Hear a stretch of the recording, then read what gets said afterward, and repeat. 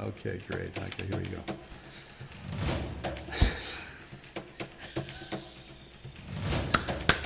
I love it. Yeah.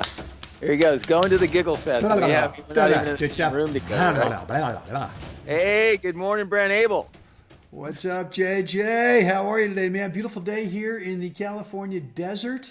Is it? Oh, God, it's amazing. It's bright. I should be actually having shades on right now. It's so bright out there. But mine, I've got first round of a mixed doubles match tournament. First round of a tournament over, it's the Plaza tournament here in the desert. Nice. First tournament of the 4 coming up that are held here every January for seniors. And so looking forward to it, man. Anytime I get to go out and play doubles with either a really good friend or, better yet, a spouse. Well, not a spouse, yeah. My spouse.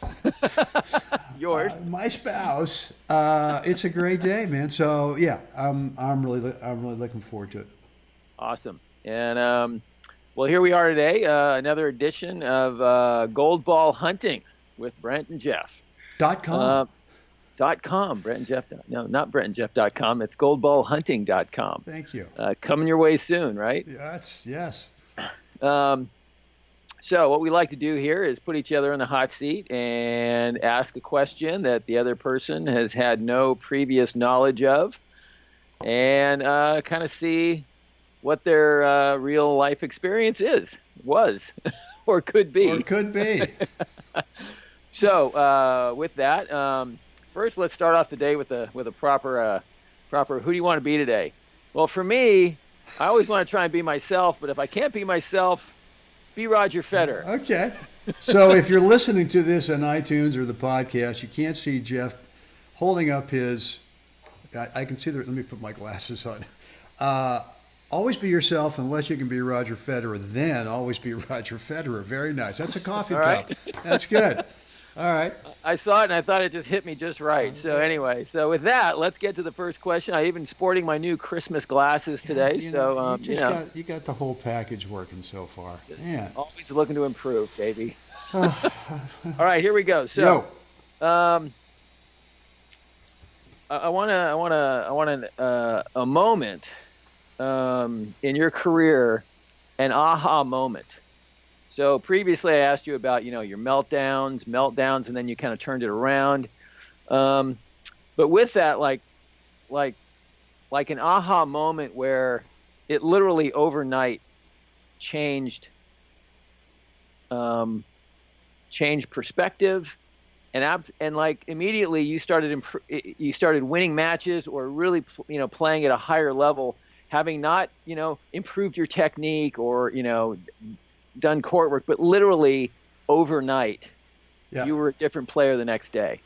Yeah, I've got two things. When you bring out, I got two things I'm thinking about. Both times I lost the matches, and for me, I've always believed that, and I didn't know it in the beginning when I first started trying to figure out how to play, and but I played a guy. This was back in I'm going to say the late 70s. He was a top player in Northern California. A guy named Dean Schlobaum. And Dean was he was the number one guy at Stanford before they got great, but he was still a heck of a player. And he was, like I said, a top NorCal guy, huge serve, just a monster of a serve. And he ended up going to Stanford, going to law school, and then he was the pro at the head. He was the head pro at the Berkeley Tennis Club for a couple of years, I think, as he was going to law school. But this guy, I went out and I was trying to learn how to play, and I got crushed the first set. And then the second set, I don't remember what my thinking was. I don't think I was really kind of anything more than, hey, well, this guy's good. I mean, let's just hang around and see what happens. And the second set, and the next thing I know is all of a sudden I'm serving for the second set at 5-4. And I thought, well, it's kind of a big deal here. And so long story short, with that game, we had a long game, but I ended up kind of grubbing out the game and winning the second set. Yeah. And then I went, I think I'm in here with this guy who is like one of the top guys in Northern California, and I'm not. I'm like, if he's in the top 5, I'm like maybe bumping on 280, you know. And so we played a close third set. He was in control, but I think he won the third set 6-3. But I just remember coming off the court, just going, I have a new level of belief now. I have a new level of belief about my game. Even though I lost to this guy, I just said, well, something I'm doing's working, because all the matches I played where, you know, I would either, you know, play some guys who I thought I should beat and I would lose, or I'd play some guys who I think I should easily beat, and I had to grind it out, close match in the third. But now all of a sudden, this day, I've taken this jump up. And really, I mean, look, you're playing the top guy, you have nothing to lose. So you could either do that thing where you think, oh, please, God, don't let me lose 0-0 to this guy. Or you could just go, look, I got nothing to lose. Let's just throw it out there and kind of see what happens. I don't have to make myself play at his level, because I can't do that where I'm at right now in my game. Sure, a few points, I can do it now and then. Right. But in terms of consistently, can I get there? No, I wasn't ready to do that. So I was ready to do it for one set, and I was ready to do it pretty close in the third set, but not enough. But my feeling was I came away from that thinking, I've got some belief. I'm actually getting better. I don't know. It's not tangible, getting better. And then the next time was against this guy, a legend, in the senior tennis, guy named Brian Cheney. Yep. And I had sort of taken some time off to, in between playing the 40s and then playing in the 50s. Kids, those doggone kids, boy, they sure do. Life. They sure do require more attention than actually being able to go out there and, selfishly, hey, it's all about me. I'm going to play tennis every day. So I kind of got back into it in the 50s, and this was my second year in the 50s, and was at no, it was actually my first year in the 50s, and that was the last year they played the tournament, the 50 hard courts down in Los Angeles. The name of the club is escaping me now. But anyway, huge tournament. First round, 128. I was unseeded. Wow. Yeah, and I was unseeded, and so I had to play a first round match of 128. And beat a guy, and then I beat one of the number 9 seeds. On the second round, a local guy.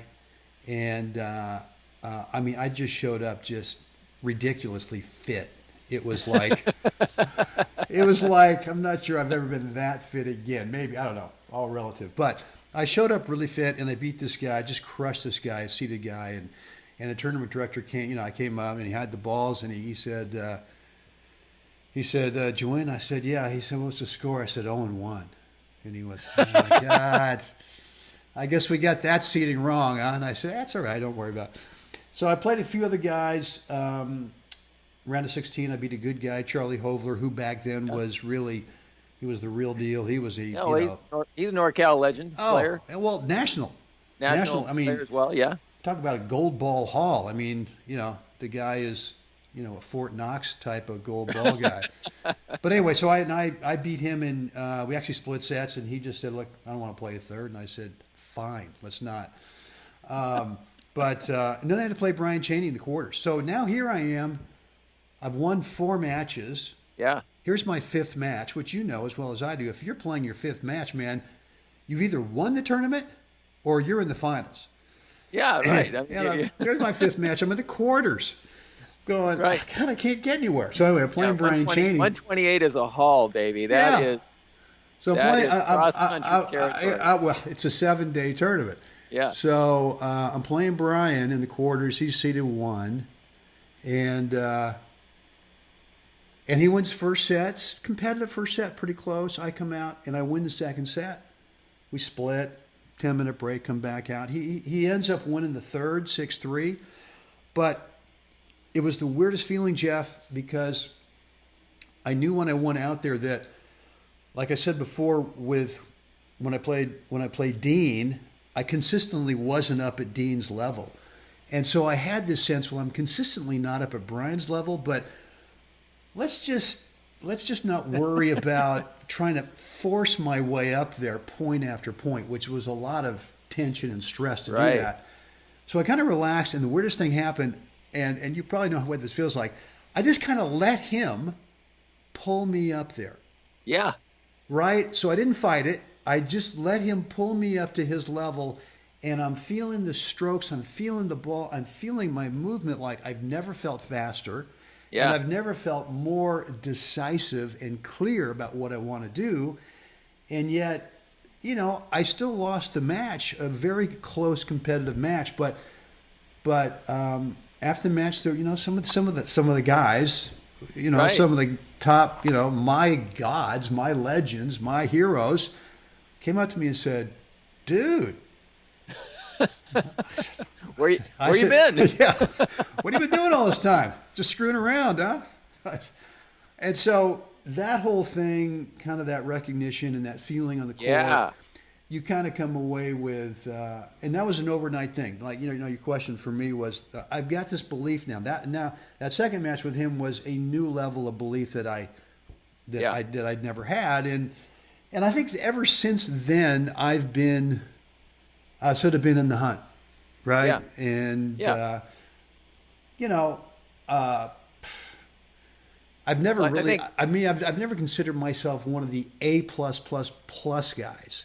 I've sort of been more in the A minus group, and there's only a few of us in the A minus group. You're either one of the top Right. A plus guys, or there's a couple of us like me, and then there's kind of the B plus guys. And yet, when I've had my chances to win a national, speaking of Brian Chaney, when I won my first singles gold ball in 2009, the 60 hard courts, it just happened that he had a son that was getting married that weekend, and he just couldn't show up. See? Not my fault. Welcome to senior tennis. That's you just right. got to keep showing up. Absolutely. You just got to keep showing up. Yeah, and so and I had that belief in the finals against a guy who I got so much respect for, and a guy who I think is a legend too, a guy named Hugh Thompson, originally from Australia. And just, I had the belief in them winning the thing. So I think there's always moments, there are always these aha moments where you go, I've got a new level of belief. Yeah. And it's not that now you've jumped up and you're always day in and day out going to play at that level, but you at least have a reference that Yeah. it's a way that you build confidence. And to me, belief is so related to confidence. Oh, without a doubt. Yeah, you walk on the court. The next day you walk on the court with your head just a little higher, your chest out a little more. And when you walk onto a tennis court, the way I describe it is that when you walk onto the court, any tennis court, the court feels familiar. It has a welcoming sensibility to it. Right. I don't want to get too woo-woo here, but there is that energy about it. When you walk, you're looking forward to walking out on the court under match play condition, and you're going out to play a practice set or something that you kind of can't wait to kind of racket, hit the ball, feel the ball in the strings, break a sweat. There's this thing that kind of starts to draw you in once you hit that when you have those aha moments. The recognition from your fellow players, guys who have conquered the gold ball hill already and are coming to you and saying, Brent, God, what a fantastic event for you. God, well, this welcoming kind of chatter. Yeah. That says, come on in, sit with us, sit with us and have a beer, right? Right. And then, of course, the next event you go to, Brent, you got somebody to warm up with? You got, all of a sudden, you find this, the welcome sign is out. The store sign says, yes, we're open. That's right. And not that those guys, and this, not that those guys wouldn't hit with somebody who wasn't part of that group. That's true. That's not it at all. That's not what I'm saying at all. Right. But there is a confidence, growth moment there when it's that personal recognition where you're just walking through the clubhouse and your voice is, your name is said, and you turn around and it's Larry, and you don't really know Larry. And Larry says, God, Brent, I just had to stop you because I just want to tell you, great event. And there's just boosting confidence with those kinds of moments. Well, yeah, and I want everyone to realize too that you don't have to win a match. You don't have to win a tournament to continue to build confidence, to Right. continue To to have those crack those moments. Right. I mean, you can lose matches. You can, and for me, that was really, those were very, I mean, and when you were asking the question, and believe me, guys, this is unscripted. I had no idea, and I'm always a little nervous. I'm always a little, what's he going to ask me today? And but as you were asking the question, I had a hunch as to what you were or where you're going with it. And those two matches came up. It wasn't a match where I won something. I mean, I could sit here and tell you about some other big wins for me where it also created belief. But it was the first two that came to mind were a couple of matches that I lost. So I want everyone listening to not discount the opportunity for playing a top player, a guy or a gal, whether it's a tournament, whether it's a league match, or just a practice match at your tennis facility, to not fight it, to not think that you have to up your game to be able to compete with this guy. As I told you about with Brian, and I'm sure this is what I did with Dean, and I didn't know it back then, I didn't sense it, was I'm allowing that player to pull me up. Yeah. He's pulling me up. I'm not doing it. I'm not forcing myself up there. So. Let's see. Here we go. Let's get rid of that. Okay. What happened there? I had a little. Oops, I lost you. Wait a minute. I'm coming back. Okay. I see you. There you are. Yeah. Okay. All right. I have a picture and a picture there. Wait a minute. There you are. A little technical difficulty there. Here we go. Back. Anyway, I think that's really those are key things. I think another thing that you described that may have eluded our listeners there for a moment is, and this is key. I think it's really key, as a matter of fact. Through a match, after a match, a split set, take a moment to understand how you're feeling. What emotions are you going through right now, and what has to, in the middle of a match, you've got to figure out what emotions need to be set aside and what is going to help you actually encourage you, so that self-encouragement, or a friend on the side of the court giving you a look and giving you a fist pump to say, you're in the hunt here. It doesn't matter whether it's a final, gold ball hunt, but it's like you're in the hunt to win the match, any match. But at the end of a match, like you described, you kind of, instead of immediately trying to assess the match, because I think when you go too fast into that, you've missed the joy of just the joy of being out there competing and really testing yourself, because that tennis is one of those sports that it's always a test, and to have that moment to actually go, I played a tough match here, I competed well, he came up with a couple good balls at the right moment, and there's a difference in the match. But you know what? I feel 10 feet tall. I feel great. I feel confident. This is a win-win, right? Even though we didn't walk off the court with the balls and report the scores, I think, too many times players are too quick to, berate themselves, over-assess, try to, technically, tactically, kind of come up with their story. All of a sudden, they're going to build a quick story, as we've talked about in previous episodes, to solve what they did today. And I think when that happens, the player has missed one of the most important aspects of playing this game and competing in this game at the, in a tournament, is that learning and being aware of how you feel at the end of a match. Like, what emotions am I actually going through right now? And you know what? Gosh, now that I'm kind of thinking about it and observing, I feel pretty good. Yeah.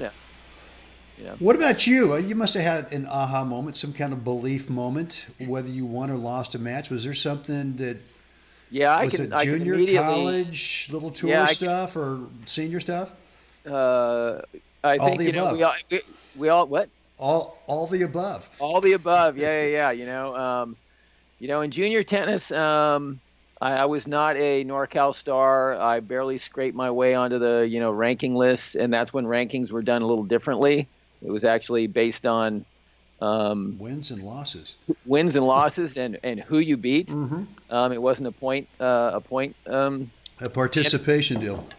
Yeah. So So that being said, it was NorCal at that time, in 1974. I was 14, played my first tournament, um, and basically got my ass kicked all summer long, and somehow I felt like I wanted to keep playing. That was a miracle there. But didn't do anything spectacular in junior tennis. Had a lot of talent. I'm a good athlete and I can move and I was dangerous, but I couldn't solidify the whole thing. But for me, probably one of the first, aha moments. I'm going to say the first that was really an overnight difference. Literally 24 hours later, I was a different player. Playing a challenge match when I was playing at Kenyatta Junior College in Redwood City under the coaching of legendary Rich Anderson, NorCal fame, and it was a challenge match. And Rich, you played. There was challenge matches, and there was no just one or two matches. I mean, there was weeks of matches going on. And in fact, 3 matches were 3 out of 5 sets. He wanted to see who was willing to haul the freight, stay out there for the long, and grind something out if they were down 2 sets of love. So anyway, challenge matches at Kenyatta during that time was. And by the way, if anyone's thinking JC, junior college, it's kind of minor league tennis. Believe me, you guys were loaded. We were literally we were top 20 in the nation among 4-year schools when we played I think we had a direct win over Stanford, Cal. When we had Stanford, Cal, USC, UCLA, Pepperdine. We had the majors on our schedule, and when we played them, most of the time they played their full squad because they did not want to lose to a JC. But that's how tough Kenyatta College was, and the historical, the legendary Rich Anderson. Anyway, so this was a challenge match, 3 out of 5, not 3 out of 5. It was a 2 out of 3 set match. Playing a player who big giant serve and volley guy, big huge flat first serve. Kind of always assumed it went in, but he missed a lot. I'm going to say that day he served probably less than 50% on his first serve, although he believed everything was in. At that time, I had a reputation. My reputation on the court was you're going to have a clean match with Jeff Jacklich. There was going to be no, yes, everybody misses a call now and then, but there was going to be no shenanigans or nothing going on. So, we get through the first set. We're kind of nearing the end of the first set. He's up a break, I think, but the constant questioning of my service call, where he would hit his first serve, I'd call it out, and he would question it. And this almost became every point. And so this was the first match that I played where somebody had pushed my button so far that I actually lost it. So this is like two things, where a complete meltdown, but not a meltdown in the traditional sense. And Rich is standing right there so we're on the front court. He's standing right there. And so I lose the first set. We're getting into the second, and this continues. And finally, I've had enough. And I walk up to the net. I want to step over the net with my racket and beat him senseless with my racket. That's how enraged I am. I stay on my side, and I just let him have it verbally about his first serve, that the effing thing is out. I'm totally going off on it, right? And so Rich is there. He calms the situation down, and he gets somebody to call the serve for the second set. And I don't miss a call, right? And so now the fact that I've actually stood up to him, and I'm gaining confidence. I'm sorry, this is the first time I've kind of done this, stick your chest out and own it. Jeff has always been the nice guy on the court, and so I ended up winning the match in like 3-1. I mean, I just totally as I kept going, and he just kept getting smaller and smaller in my mind. He kept getting smaller, and just his approach in the game, everything. I just started gaining confidence, and so literally, when I came off the court, I had this belief now that when I walk on a court, the match is already mine. It belongs to me, and you're going to have to take it from me. And so that kind of mental stage was set at that point. And when I went out there then the next day to play my next challenge match, I started beating guys, just hammering guys quickly. I would jump out to very quick leads in the first set. First set would be over kind of before the guy even got a groove on. So a lot of my scores were like 2-4 or 1-5. And so that moment for me about standing up for myself, and just that belief that I'm just not, I'm mad as hell and I'm not going to take it anymore. Kind of moment, That's where that movie maybe came from that. Yeah, who knows? Jeff Jacklich guy. For me, without a doubt, I mean that match itself transformed me forever. So that's yeah, cool. so that's good. Well, you brought up a good point before the story, which was that everyone can have an aha moment. Everyone can have an epiphany moment out there, and it's all relative to where your game is right now, and whether you're trying to literally hunt for the gold ball as a national senior tournament player, or if you're a league player just trying to get to that next rating level, or if you just want to win a higher percentage wherever you're at, whatever that level is, or the guy or gal who just doesn't play much league or tournaments, but wants to dominate in that group on a Wednesday night. Yes. You gotta allow yourself to have those epiphany moments, and it's for me, maybe not for you, but it's really hard for me to sort of articulate how to craft them, how to create them. I don't think you really can. I think you have to play enough. You have to put yourself out there enough. For me, it was, and I think the same for you, is I'm just going to go play as many tournaments as I get it. I mean, when I first started playing tournaments, I was so nervous. I was like crazy. I mean, nervous, where I just go, you idiot, this is a stupid tournament here at Laney College in Oakland, and the courts haven't been washed in 23 years. And it's gonna be a little fast today. Yeah. So can we just take a chill pill here? And the only way I knew how to do that was to just say, all right, let me get my calendar out. I'm going to play in everything I can get into. Yeah. Everything. And so I just sort of desensitized myself to it. And once I did that, then I was sort of mentally in a place where I could start to relax and play and be able to have those aha moments. That's a great question today, Jeff. Really, that may be the best. Maybe we'll just vote on this one. Was this the best question that either one of us have ever asked? I don't know. 2 enthusiastic thumbs up, right? That's right. Here we go. So, all right, man. I think we've worked this one through, guys. Thank you for hanging out with us today. You want to take them, Jeff, through the next thing that we would love for them to do? Well, we'd love you to like us. We'd love to have you subscribe to us, and we'd love to have you share it. If you enjoyed this and you want to share us with your friends and family and some of your tennis pals, share it.